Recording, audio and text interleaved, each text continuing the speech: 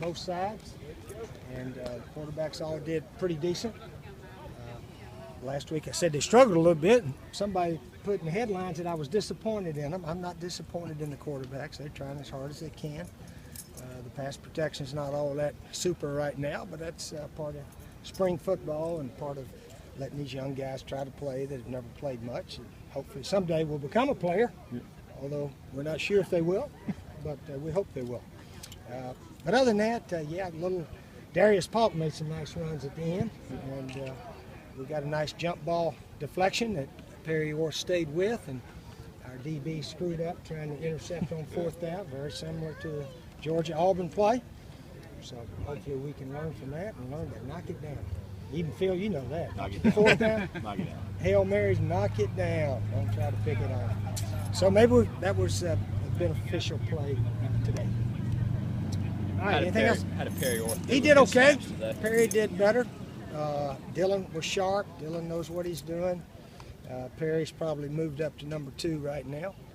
And Nas and Connor Mitch are probably sort of the co-third guy right now. But it was, typical scrimmage. I think we had more touchdowns than the last one. I think we only had 1 the last one. Yeah. Then we have 3 maybe, something like that. So, but anyway, it was good. Got a lot of plays in. Nobody got hurt. Were there too many false starts from the offensive line for your liking today? Like too many flinches, too many grounders by the snapper, the center. Yep. Youngstad was rolling those grounders back regularly today, so we tried to keep him out. Snapped a few after practice. Yep. So, but other than that, it was some good work on both sides. What did you think of the way the receivers played? Oh, they did okay. They caught most everything, didn't it? And the defense was kind to our guys, which we asked them to be. Don't clobber a receiver. So there were some catches that could have been a big headache if it had been real action. So we got to be a little quicker getting the ball to our guys, and they got to learn how to catch it and protect themselves a little bit better. But other than that, it was probably a decent day. How pleased were you with the first team offense on the first drive? Oh, they did okay, and Dylan is.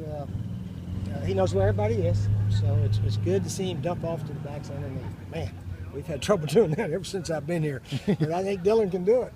If you get hung up downfield, throw it to that guy underneath. So, gosh, we made 10 yards, I think, about 2 or 3 times in that drive.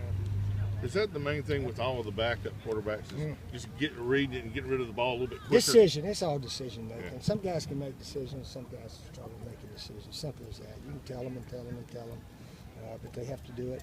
You have to sort of try to make them do it. But, Dylan has a good awareness of where all the players are and how much time he's got. So that's what good quarterbacks have. They have to know all that.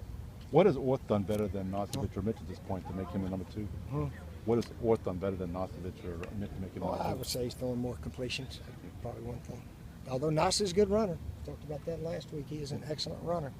So there'll be a place for him. But I told y'all not to put it in paper. You put it in the paper that he's a good runner.